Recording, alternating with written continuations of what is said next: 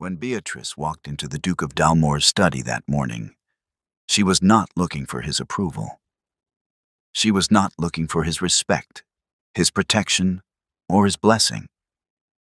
She was there because her father had served that house for 20 years, and now he was gone, and the office was hers, and the contracts were hers, and every debt and secret the Dalmore family had trusted to one man's silence was now sitting in a leather case under her arm. She set it on his desk. He looked at the case, then at her, then, with the expression of a man who has never once been surprised and does not intend to start, he said, "She will never survive in this world." To her, to the man standing beside him, as if she were not in the room.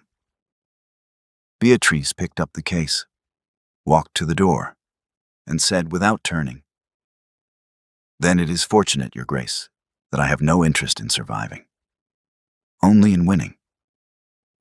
She closed the door behind her. The Duke of Dalmore said nothing, which, for a man who always had something to say, was already a beginning. Chapter 1. The Office. The Duke of Dalmore said 7 words that morning. Beatrice spent the next 6 months making him regret every single one. The office smelled like her father. Old paper, leather, and the particular ink he used for contracts. The kind that dried slow and left a faint smell on your fingers for hours after. She noticed it the moment she pushed open the door, and she stood there for a second longer than she intended, her hand still on the handle, her coat still buttoned against the cold outside. She decided, standing there, that she was not going to cry about it. Not here, not today. She had things to do.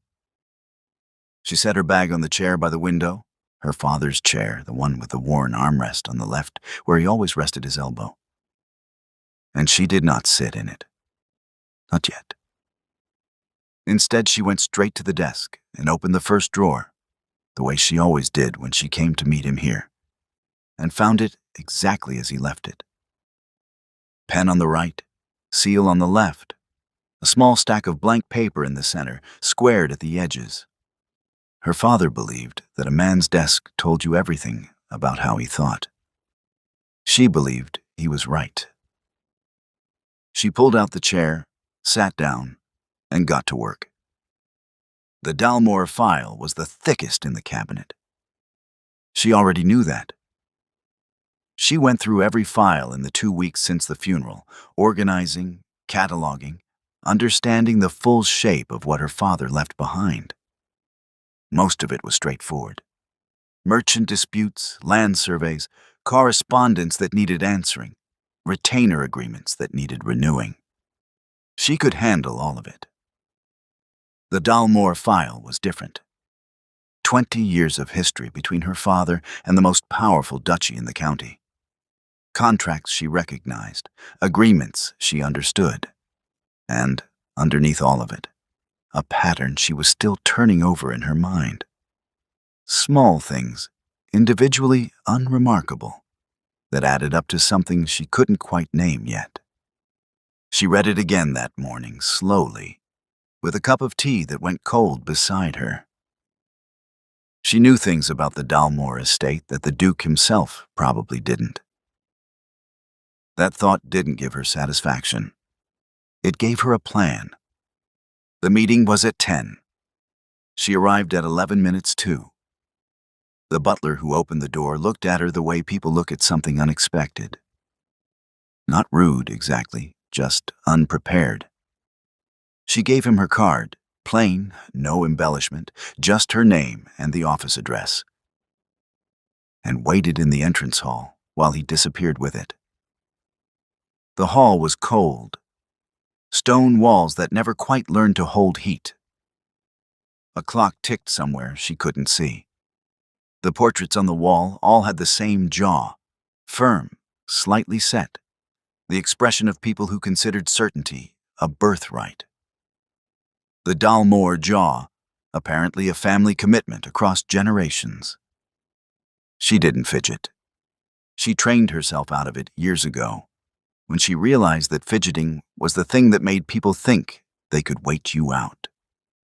The butler returned, led her through 2 corridors and a sitting room that smelled of cold ash and old wood, and stopped at a door at the far end of the hall. He opened it without knocking, which told her something. There were 2 men in the room. She recognized Caspian Dalmor immediately, not because she saw him before, but because he stood in the center of the room the way men stand when they consider every room theirs. Tall, dark coat, controlled stillness, the composure of a man who decided a long time ago that showing what he felt was a form of losing. The other man was older, slight, a solicitor by the look of him, the posture of someone who spent his life standing slightly behind more important people. Caspian looked at her. She looked at him. She crossed the room, set the leather case on the table, her father's case, brass clasp, slight resistance on the left side, and said, "Good morning, Your Grace. I'm Beatrice. I believe you have matters that require attention." A silence followed. Not long, just enough to be deliberate. "Your father's associate will be taking over the file," Caspian said. Not a question. A correction delivered in advance. "My father had no associate," Beatrice said. "He had me." The solicitor shifted. Caspian didn't move at all. "The nature of this work," he started. "The retainer agreement," she said, and opened the case, "is still active. The terms don't specify a person by name. They specify the office." She placed the document on the table, turned it toward him, and tapped the relevant clause once. "I am the office now." He looked at the document, read it. She watched him read it, the slight tension at the corner of his jaw, the moment he reached the clause and understood that she was correct. He looked up. Then, without raising his voice, without heat, the way a man states something he considers simply factual, he turned to the solicitor beside him and said, "She will never survive in this world. Not to her, about her." As if she were a piece of furniture that recently developed an opinion. Beatrice closed the case, picked it up, walked to the door, and said without turning, "I don't require your world, Your Grace. I'm building my own." She closed the door behind her. Not hard, not soft. Just closed it. Outside, the cold was immediate. She walked to the end of the street, turned the corner, and stopped. Pressed her back against the wall, breathed once, slowly, deliberately, and then straightened her coat and kept walking. Her hands were perfectly still. She made them that way on purpose. She had 3 clients to write to before noon, a land registry letter to draft before the end of the week, and a retainer agreement to review that had nothing to do with Caspian Dalmor or his 7 words, or the particular way he looked at her when she placed that document on his table. She focused on that instead. The Duke of Dalmor could have the rest of the morning to feel certain about things. It was, she decided, probably the last quiet morning he was going to get. Back at the office, she made a fresh pot of tea, sat at her father's desk, her desk now, she was going to have to start thinking of it that way, and opened the ledger to the first clean page. She wrote the date at the top. Then she wrote underneath it, in her father's same careful hand, because she learned it from him without meaning to. Dalmor, active, handle with care. She looked at it for a moment. Then she added, in smaller writing just below, his error, my advantage. She closed the ledger, picked up her pen, and started on the first letter. She was still at the desk 3 hours later when she found it. Tucked inside the Dalmore file, between a land survey and a correspondence letter she already read twice, was an envelope she never saw before. Small, white, her father's handwriting on the front, her name. She sat very still. Then she picked it up, turned it over, and noticed that it wasn't sealed. It was already opened. Chapter 2. The letter. The envelope sat on the desk all night. Beatrice told herself she was too busy to open it. That was not entirely true. She opened it the next morning, coffee in hand, coat still on, the kind of early that felt less like a choice and more like a consequence of not sleeping well. The fire was low. She lit it when she arrived, but did not feed it properly. And the office was cold in the specific way that offices are cold when they haven't been lived in long enough to warm up yet. She sat at the desk and read. Her father's handwriting was careful, the way it always was with things that mattered. No flourish, no preamble. Just the facts, organized the way he organized everything. By order of importance, not by order of comfort. The letter said 3 things. First, the Dalmore file contained a clause no one mentioned to her. A clause her father wrote himself 12 years ago, at the request of the previous Duke, Caspian's father. A clause that, if activated, gave the office the right to audit the estate's land agreements going back 30 years. Second, someone already tried to remove that clause. Her father noticed. He kept the original and said nothing. Third, and this was the part she read twice. Be careful, Bea. The current Duke doesn't know it exists, but someone else does. And that someone has been inside this office. She set the letter down, picked up the coffee, drank it without tasting it. Her father was meticulous. She knew that, grew up watching it, inherited it whether she meant to or not. But he was also, she understood now, quietly brave in a way he never talked about. The kind of brave that doesn't announce itself. The kind that just keeps showing up to work every morning and doing the right thing without making a performance of it. She folded the letter carefully, put it back in the envelope, and locked it in the drawer on the left, the one with the small brass key she moved to her coat pocket immediately after. Then she opened the Dalmore file and started looking for the clause. She found it on page 47. Her father's hand, tucked between 2 standard land survey agreements, formatted to look like a routine addendum. Easy to miss if you were moving fast, impossible to miss if you weren't. She was not moving fast. She read it 3 times.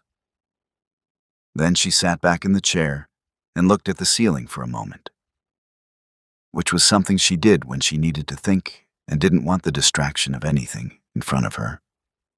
The clause was precise, specific, written by a man who understood exactly what he was doing and why it might one day matter. If the current Duke knew about it, he would want it enforced or destroyed. She wasn't sure which, and that uncertainty was itself useful information. If the person who tried to remove it knew she found it, that was a different problem entirely. She decided to do nothing. For now. Some things needed thinking before they needed doing. She closed the file, squared it at the edges the way her father always did, and put it back in the cabinet.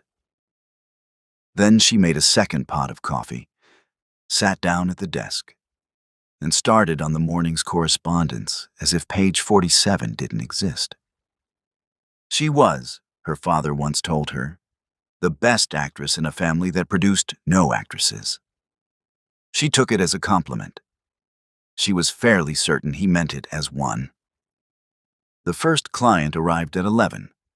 Mr. Aldous Finch, textile imports, referred by a woman whose letter of introduction suggested genuine confidence rather than polite obligation.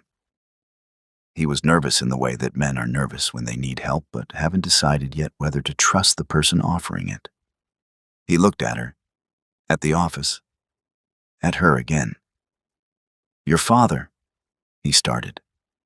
"Is gone," she said. Not unkind. Just clear. "I am aware this is an adjustment.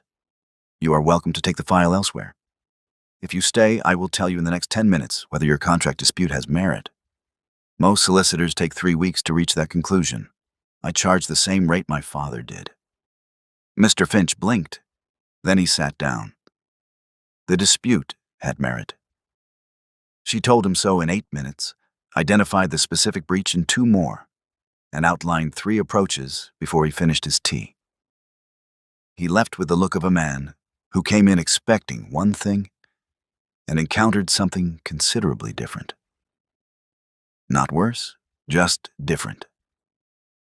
She wrote his name in the client ledger after he left. Neat, unhurried, the way her father taught her. A name in the ledger was a commitment, not just a record. The second client canceled by messenger. The third didn't show at all. She used the time to write 4 letters, 2 to solicitors she needed information from, 1 to a land registry office, and 1 to a name that appeared 3 times in her father's private correspondence in a way that felt deliberate, without being obvious. She wasn't sure what she was looking for yet. But her father taught her that patterns existed before you named them, and the job was to keep looking until the name arrived on its own. The office was quiet in the afternoon. The fire settled into something low and steady, and the light through the window went the gray that London light goes in winter, not dark exactly, just decided. As if the sky made up its mind about something and wasn't interested in discussing it. She liked the quiet. Most people filled silence because they didn't know what to do with it.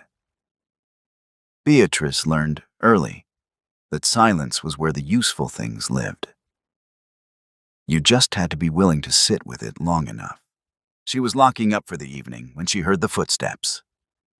The street was nearly empty, a carriage at the far end moving slowly, a man with a newspaper tucked under his arm, crossing toward the other side. The footsteps came from behind her, deliberate, unhurried. Someone not trying to get somewhere so much as watching someone else get there. She didn't turn around immediately. When she did, there was no one there. Just the street. The cold. The feeling of a space where someone recently stood. A stillness that was 1 degree too still. She looked at the office door. Locked, undisturbed. The window above it dark.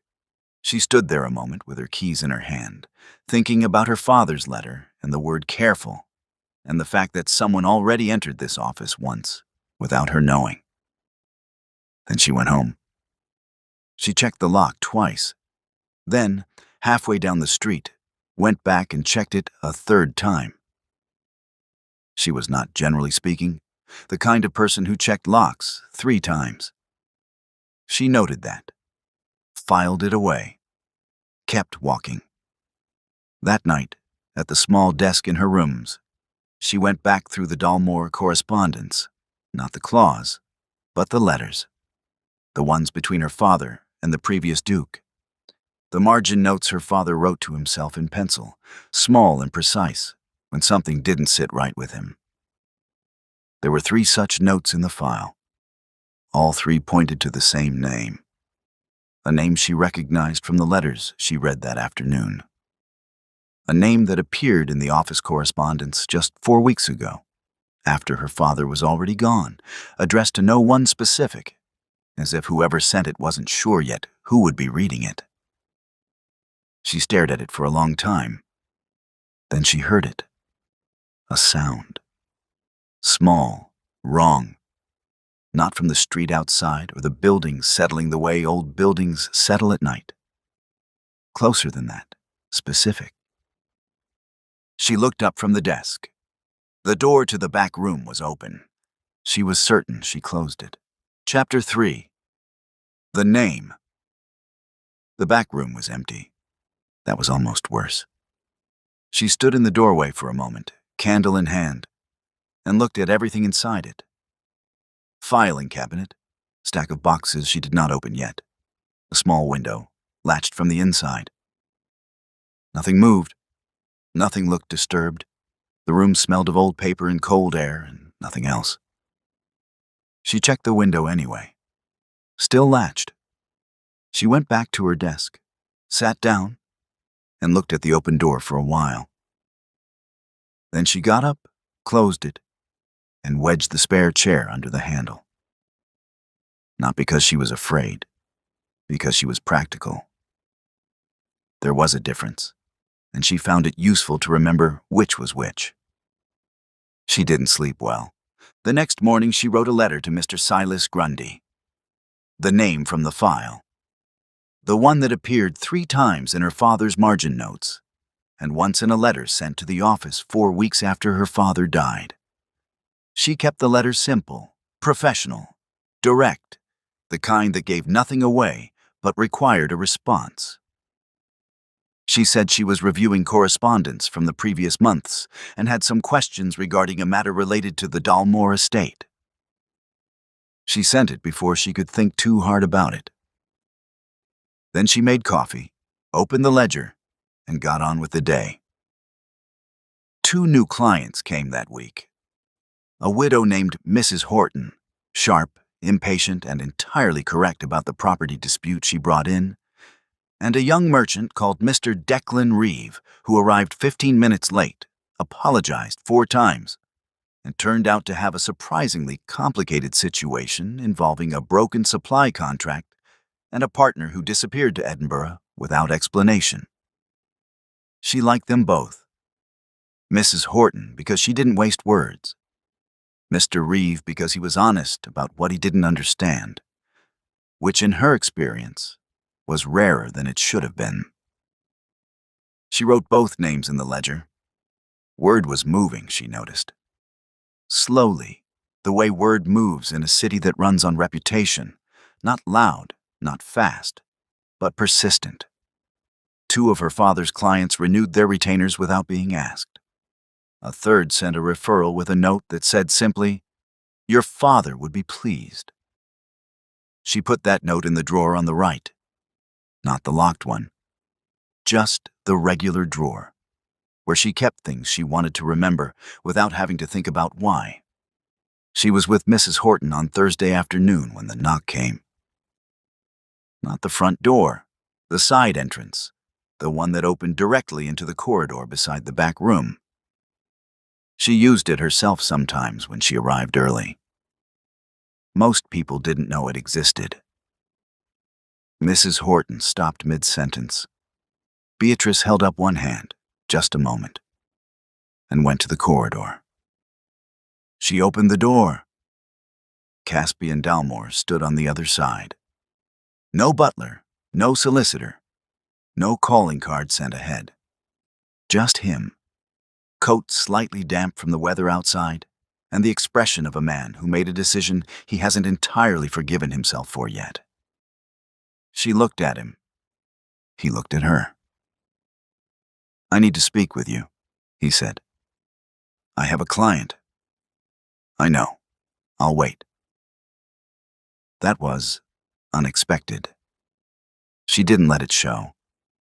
She opened the door a little wider, gestured toward the chair in the corridor, and went back to Mrs. Horton, who raised one very precise eyebrow and said nothing at all, which was somehow more eloquent than anything she could have said. Mrs. Horton left 20 minutes later.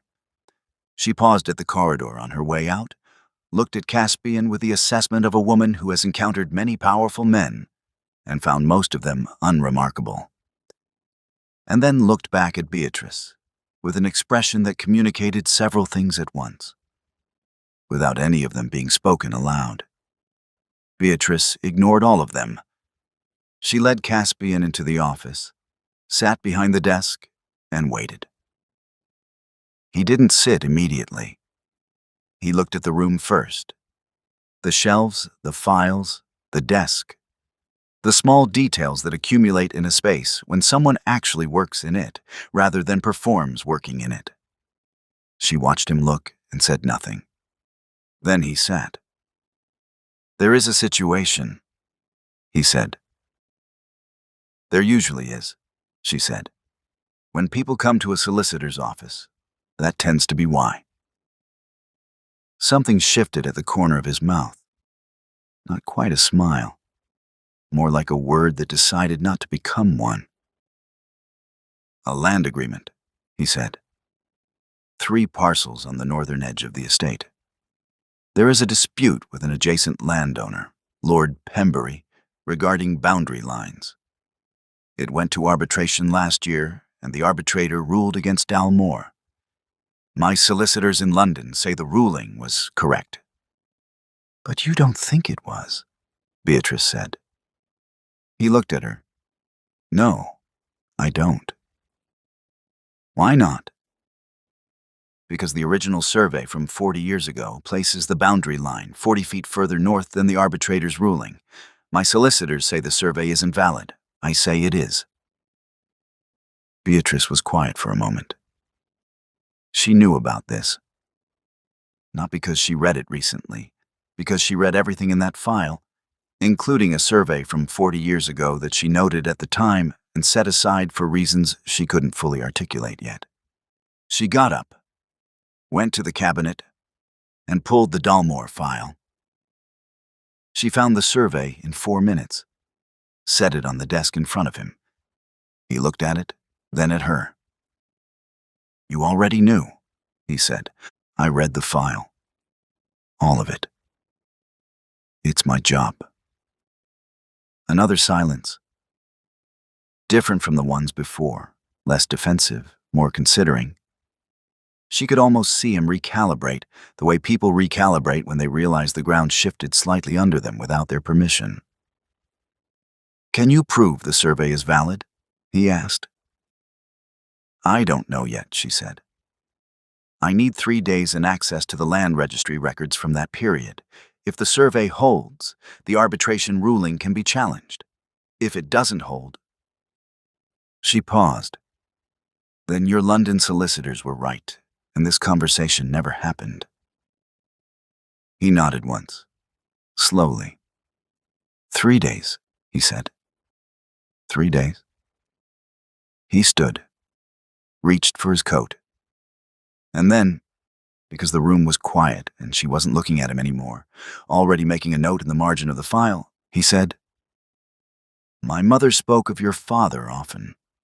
She said he was the only solicitor in England who told my father the truth, even when the truth was inconvenient." Beatrice kept writing. "He was," she said. "It's a family trait." She heard him leave. The side door, not the front. The same way he came in. She sat for a moment after he left, pen still in hand, and noticed that the room felt slightly different than it did before he walked into it. She noted that too. Filed it under things she wasn't going to think about yet. The response from Silas Grundy arrived the following morning. 1 line. No greeting, no signature. "You should leave the Dalmore file alone, Miss Voss, for your own sake." She read it once, set it on the desk, poured herself a coffee. Then she pulled the Dalmore file back out, opened it to page 47, and got to work. Some people made the mistake of thinking a warning would slow her down. It never did. If anything, it told her she was looking in exactly the right place. Chapter 4. The survey. 3 days was what she promised. She needed 2. The land registry office on Chancery Lane smelled of dust and authority, the combination that accumulates in buildings where important papers live long enough that the papers start to believe they run the place. Beatrice arrived when it opened and stayed until the clerk made it clear, with increasing politeness, that she was the last person in the building and he had somewhere to be. She found what she needed on the second day. The original survey, the one from 40 years ago, the one that placed the Dalmore boundary line 40 feet further north, was registered properly, with a surveyor's seal and a witness signature, and a date that preceded the adjacent landowner's claim by 11 years.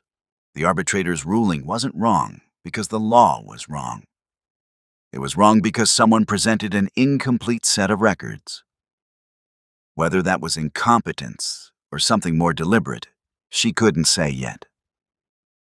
She made copies, careful, exact, the way her father taught her. A copy is only useful if it's indistinguishable from the original in every detail that matters. Then she went back to the office, made tea, and sat down to think about Silas Grundy. She went to see him herself. She knew it wasn't the most cautious approach. She also knew that caution had its limits as a strategy, and that sometimes the most useful thing you could do was simply walk through a door and see what happened on the other side. Grundy's office was 3 streets east, a narrow building pressed between a tailor and a print shop, chosen for inconspicuousness rather than prestige. The sign on the door said S. Grundy, Property Counsel, in letters that someone painted with more confidence than skill. She knocked. He answered himself, which told her something. No clerk, no assistant. An office that looked busier than it functioned. Silas Grundy was older than she expected. 60s, perhaps. A narrow face, careful eyes. A man who spent a long time being useful to people who preferred not to be named in connection with what they needed done. He looked at her. She looked at him. "Miss Voss," he said, not surprised. Which meant he knew she was coming, which meant he was watching the office, which confirmed several things she already suspected. "Mr. Grundy," she said, "I got your letter. I thought it would be more efficient to continue the conversation in person." He stood back and let her in. The office was cold. One window, facing a wall. A desk with too many papers arranged in a way that suggested disorder but was probably deliberate. She sat in the chair across from him without being invited and placed her bag on her lap. "You worked with my father," she said, "occasionally. On Dalmore matters." A pause. "Among others." "He trusted you," she said. "Or he trusted you enough to copy you on certain correspondence. That's not the same thing. But it's something." Grundy looked at his desk, then at her. "Your father was a careful man." He was. He was also careful enough to keep originals of documents that other people wanted removed. She let that sit for a moment. "I found the clause, Mr. Grundy. And I found the survey. And I found your name in 3 margin notes that my father wrote to himself when something didn't feel right." The room was very quiet. "What is it you want, Miss Voss?" "Information," she said. "Specifically, who asked you to remove the clause, and why?" Grundy was silent for a long moment. Outside, a cart moved slowly down the street, wheels loud on the stone. Inside, the clock on the wall marked the seconds. "I didn't remove it," he said finally. "I was asked to. I declined." "Who asked?" He looked at her for a long moment. A man weighing something that has been heavy for a long time. "Lord Pembury," he said. Beatrice was quiet. Lord Pembury, the adjacent landowner, the man who won the arbitration ruling against Dalmore. He presented incomplete records to the arbitrator, records that were incomplete because someone asked Grundy to remove a clause, and someone else made sure the land registry submission left out the full documentation. "He presented incomplete records to the arbitrator," she said. "That is not something I can confirm. But it's not something you're denying."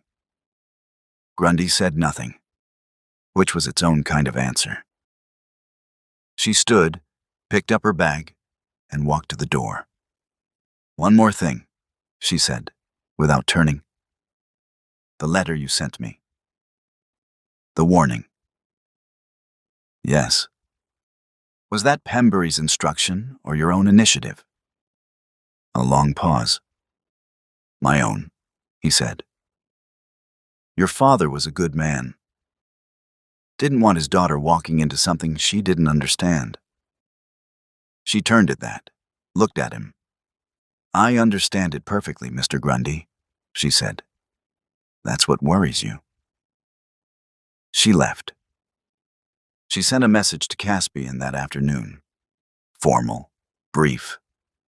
The kind of note a solicitor sends a client when she has results and requires a meeting. Nothing more, nothing less. She gave him a time and asked him to come to the office rather than the other way around. It was a small thing, but it mattered. If he was going to understand what she found, he needed to understand it in the right room. He arrived on time. She noticed that. She laid the documents on the desk in order: the original survey, the registry records, the arbitration filing, and a one-page summary she wrote that morning that laid out exactly what happened and in what sequence. She talked him through it. He didn't interrupt, didn't ask unnecessary questions, just listened, which she appreciated more than she expected to.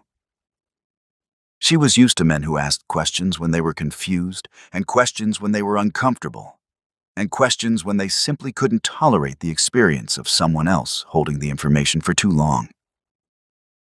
Caspian listened. When she finished, he looked at the documents for a moment. Then he said, "Pembury presented false records to the arbitrator." "Incomplete records," she said. "Whether that rises to false depends on intent, and intent is harder to prove than omission." "Can the ruling be overturned?" "Yes. With this survey and the registry documentation, you have grounds to appeal. It won't be fast. It won't be quiet. Pembury will push back." "Let him." She looked at him. He looked at her. There was something different in it. Not the look from the first morning, the one that went through her like she wasn't quite there. This one landed differently. The look of a man revising something he thought he already settled. "You did this in 3 days," he said. 2, actually. He was quiet for a moment.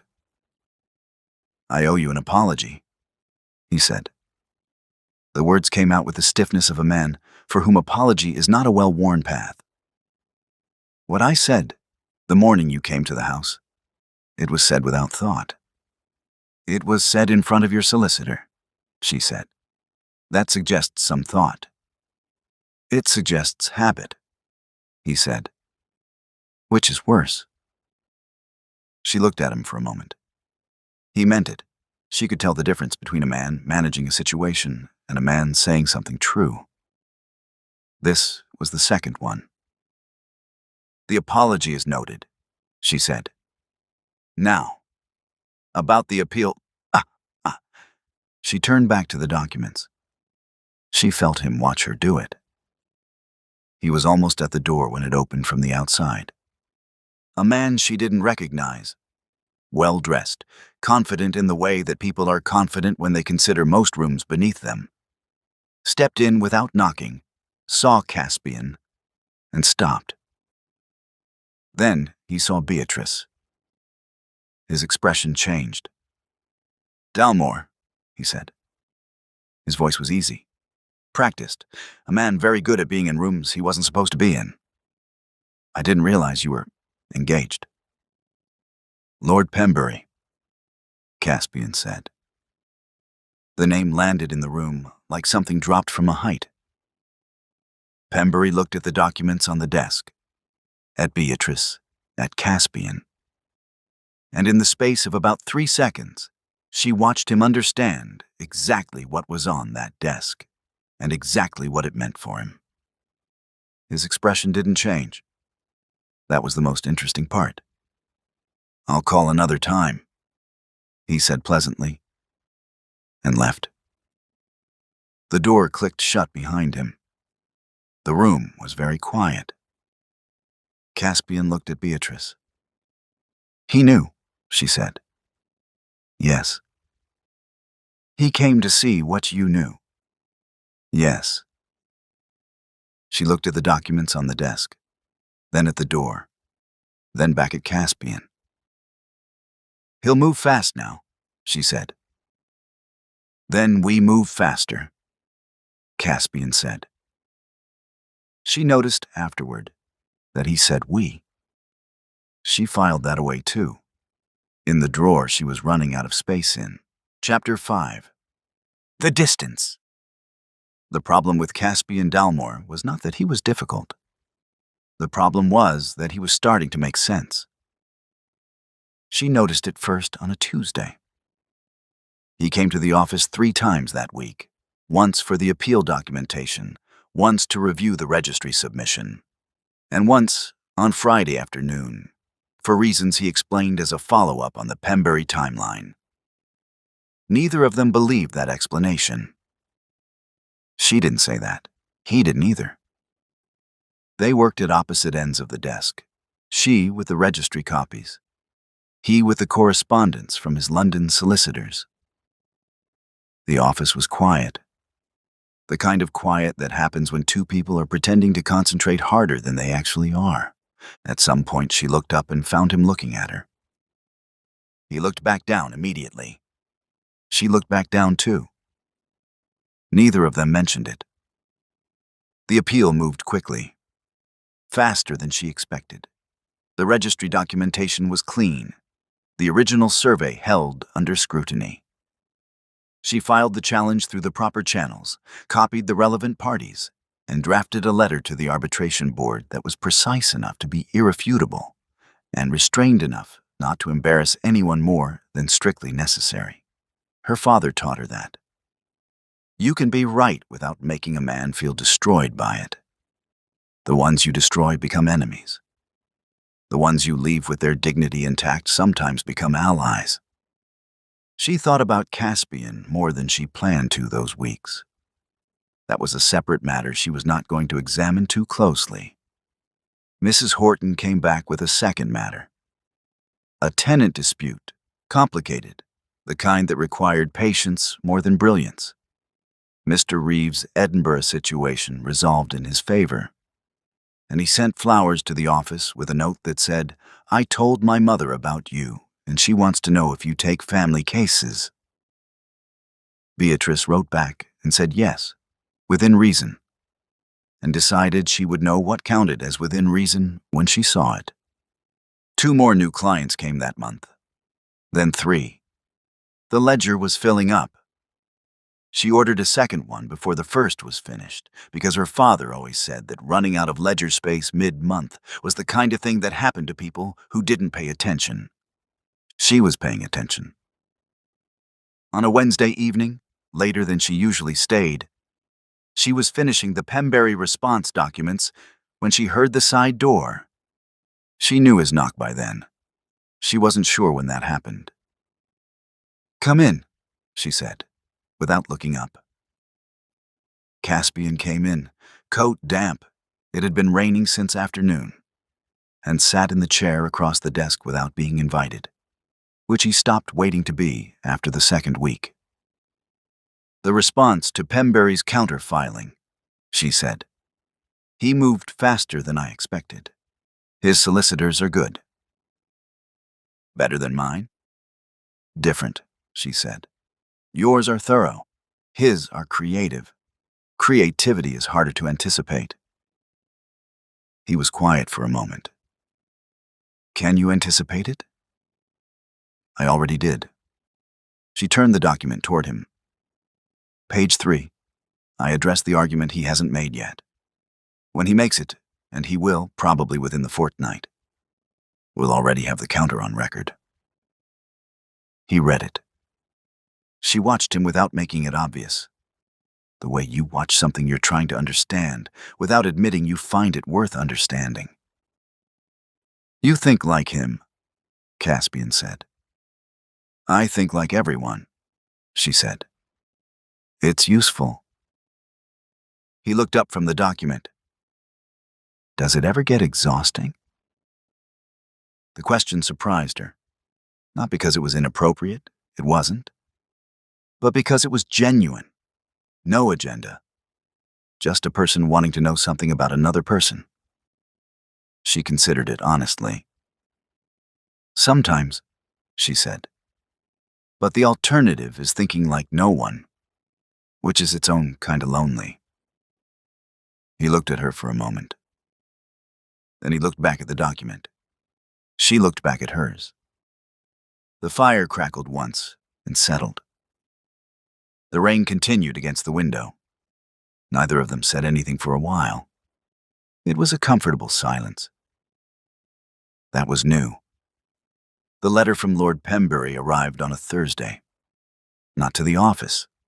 To her rooms on Carey Street, which meant he knew where she lived, which was, she acknowledged, the point.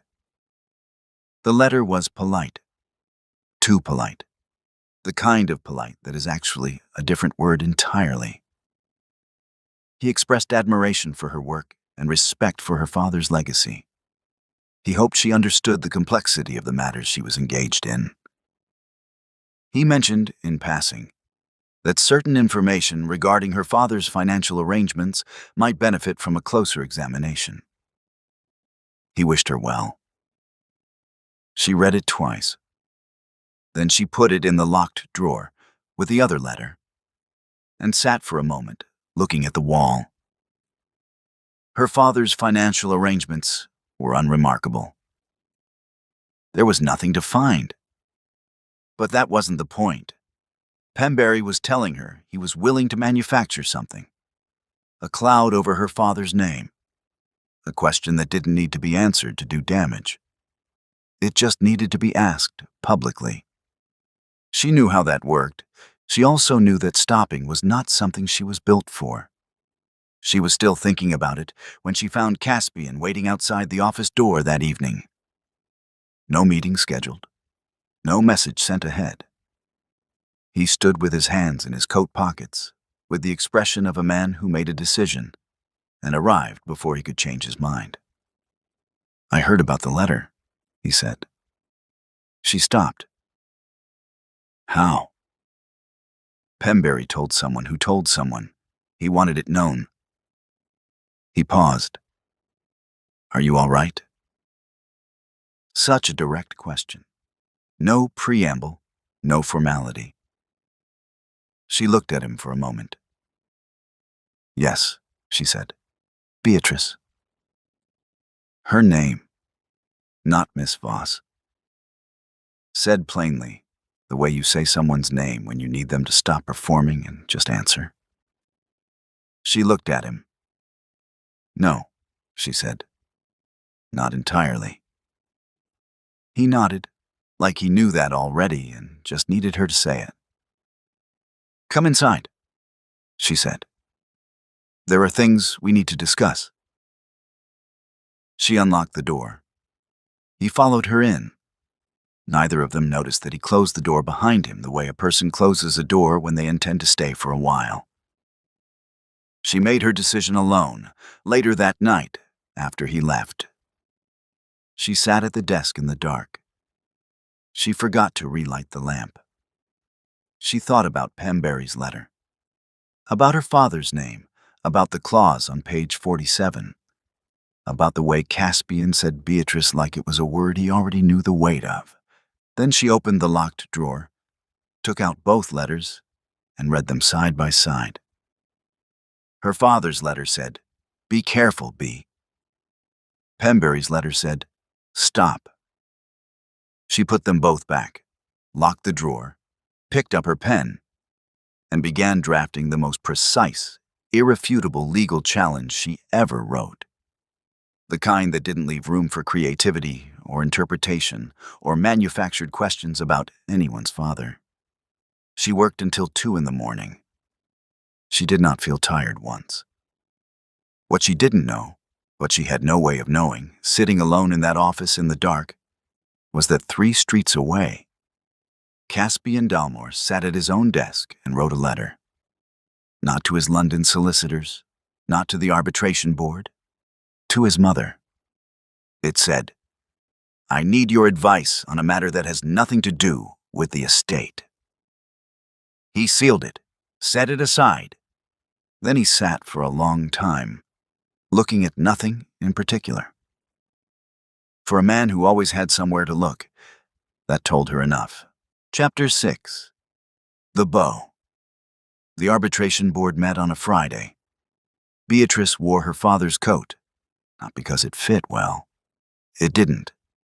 The coat was made for a man much taller than her and considerably broader. But she altered it herself, the week before, with the stubbornness of someone who has decided a thing will work and is prepared to make it work by force of will if necessary. It fit well enough. She arrived early, sat in the anteroom with her documents squared on her lap, and her hands still and her face arranged in the expression she used for rooms that were about to underestimate her. She was good at that expression. She had a lot of practice. The board was 5 men. She researched all 5 the week before. Know the room before you walk into it, her father always said, because people decide who you are before you even speak. They looked at her when she entered. The look of men who have seen many things in this room and are uncertain which category she belongs to. She sat down, opened her folio, and said, "Good morning, I'll be brief." One of them, Chairman Alderton, silver-haired, the kind of man who considered patience a personal virtue and punctuality a moral failing in others, looked at her over his glasses. "Miss Voss," he said, "you represent the Dalmore estate." "I do."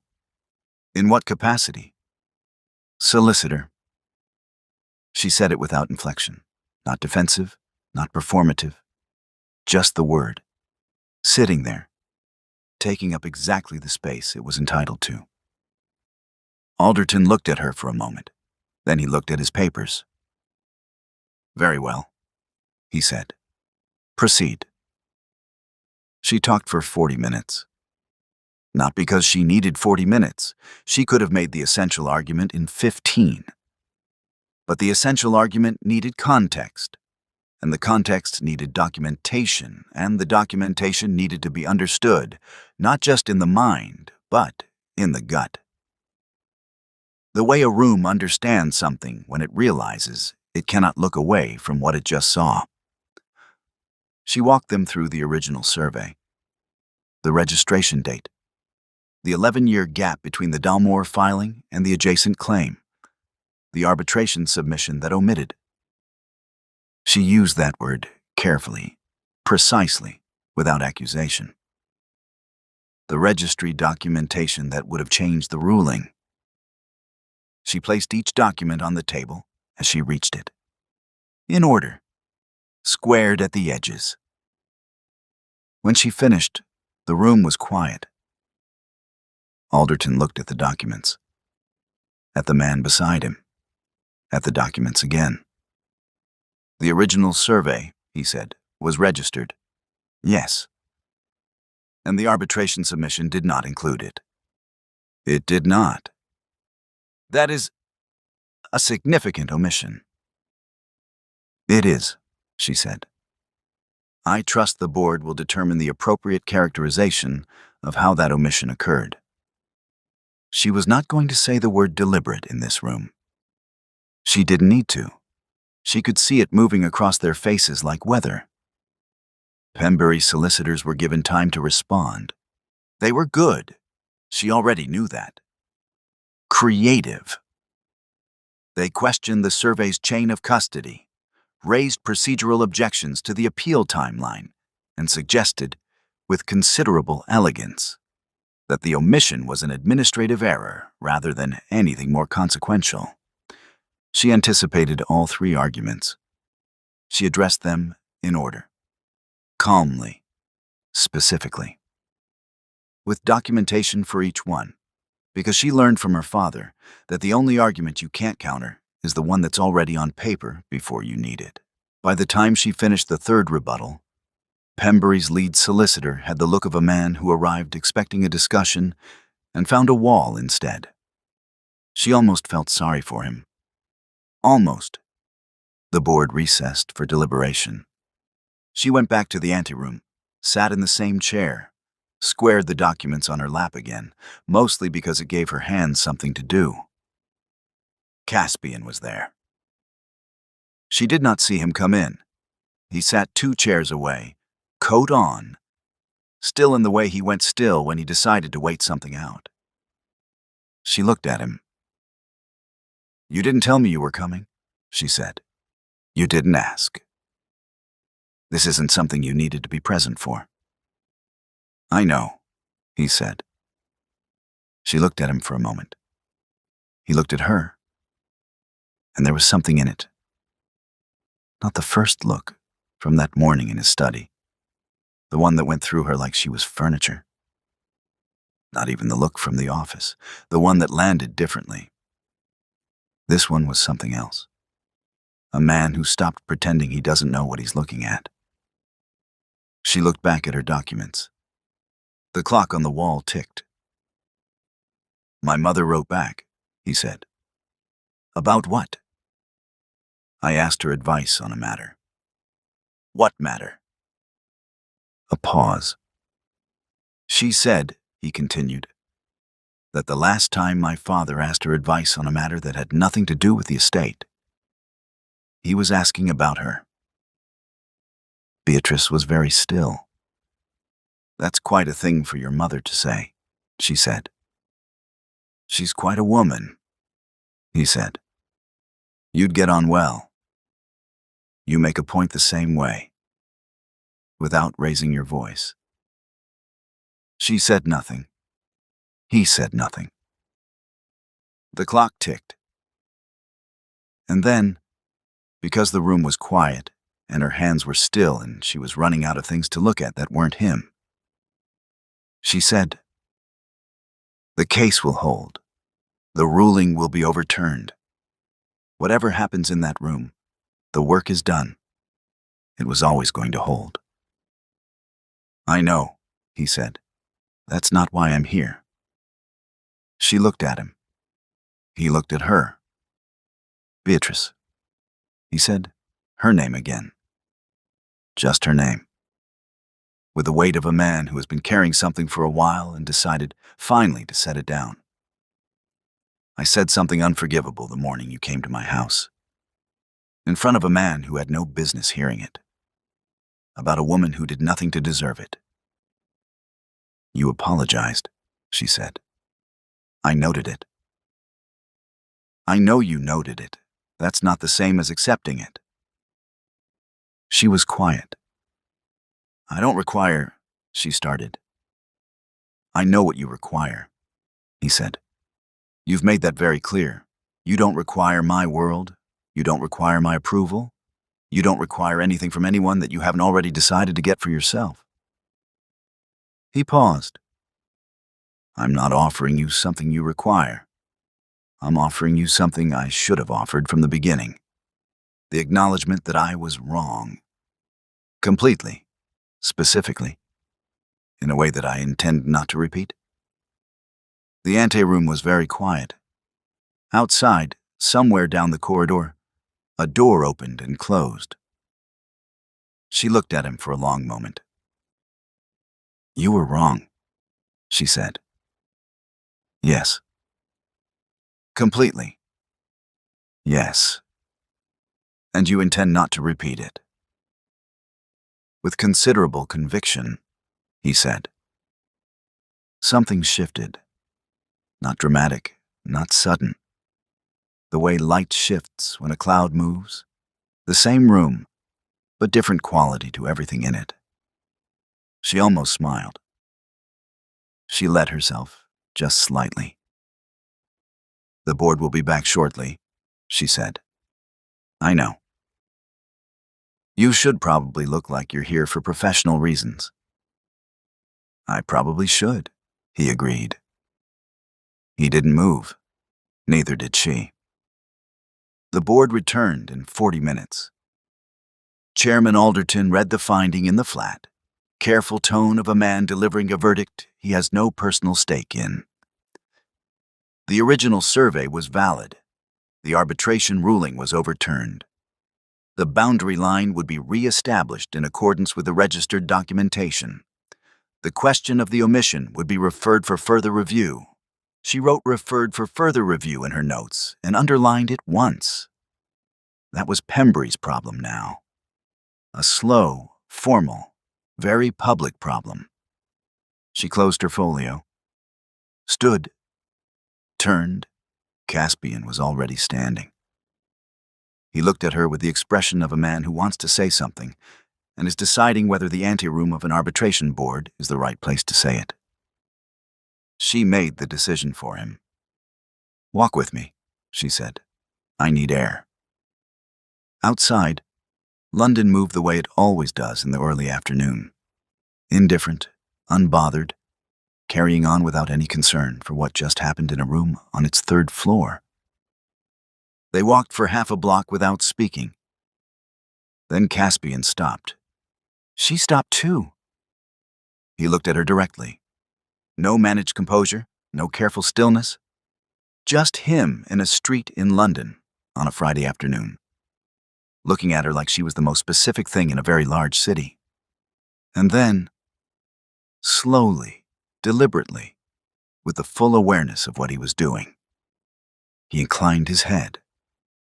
Not a formal bow, not a social gesture. Something smaller and more precise. An acknowledgement that has nothing to do with protocol and everything to do with meaning it. The first bow. His. She looked at him for a long moment. "You're going to make this complicated," she said. "Probably," he said. "I find I don't mind." He took one step toward her. Just one. Unhurried. She didn't move back. He said her name then, not Miss Voss. Not with any title attached to it. Just Beatrice. The way you say a name when you stop pretending it doesn't mean something. She looked at him for a moment longer. Then she closed the distance herself. It was not a dramatic kiss. Not the kind that announces itself. It was the kind that happens when two people circle something long enough. When it finally arrives, it doesn't feel like a beginning. It feels like something that was always going to happen. His hand came up to her face. Careful, certain. She let herself stay there a moment longer than necessary. When she stepped back, London was still moving around them. Indifferent as ever, entirely unbothered. "Well," she said. "Well," he agreed. She looked at him. He looked at her. She started walking again.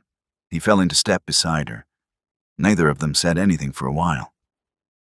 The city moved around them. The afternoon light did what it does in London when it decides to behave. Pale and clear and just enough. It was, she thought, a beginning. A real one. The kind that doesn't announce itself. The kind that's already been happening for a while before you notice.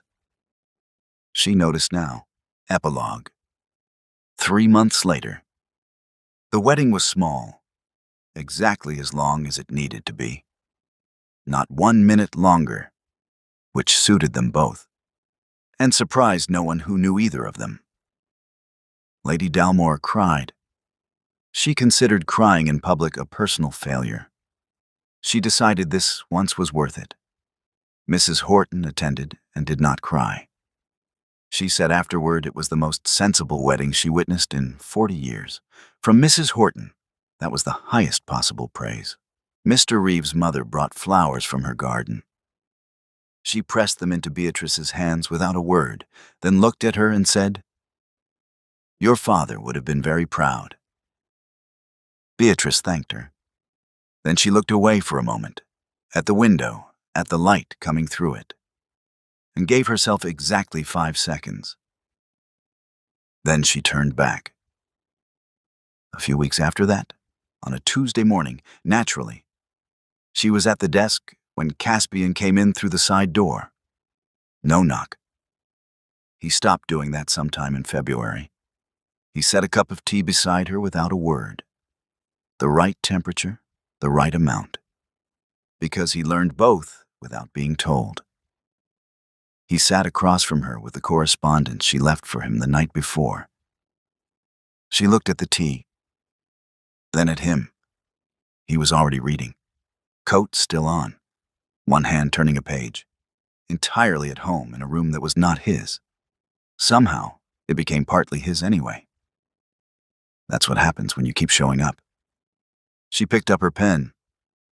He turned a page. The fire crackled once and settled.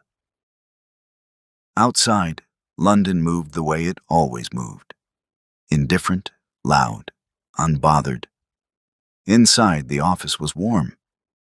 That was enough. That was everything. She never did require his world. She just ended up rather fond of the man who came with it. Tell me, where in the world are you watching this beautiful story today? And which part touched you the most? A big hug to you, and thank you for staying until the end. Until the next story.